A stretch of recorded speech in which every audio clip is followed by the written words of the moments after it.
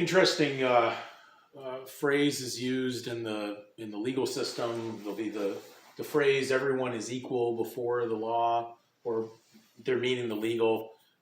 I want people to really try to remove that word "law" in its pure sense out of their vocabulary when we're talking about legal, because legal is to collect, law is what's laid down and established. So there is no legal in anything to do with God or his laws.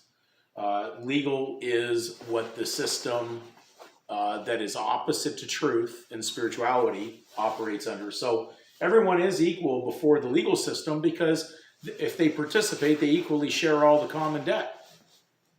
They all get to carry their common share of the debt for partaking in it. The unique thing about God's people, they were to be not to be unequally yoked with unbelievers or incorporated with. So God's people are not equal in that system. So therefore, they're not part of it, they're separate. But in the public legal realm, everybody shares the debt and goes down with the debt collectively. God's people, being separate from that, are not equal to them. They are not to be unequally yoked with them. So I hope that we can kind of see the relationship of some of the things that we say sometimes. We've adopted phraseologies that are actually more directed down another, thought pattern.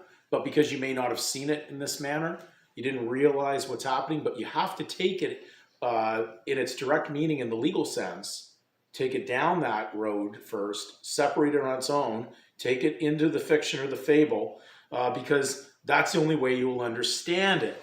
As we talked in the previous video about that the Registrar General only registers, does not register people, only registers events. When we really look at it, the scripture even talked about what that event was, and it's just a fabled event because they're working in fiction. And so it's a feigned story or tale. And therefore you're just bearing that tale of that retail debt for tattletelling, or basically being involved in a tale system of fiction.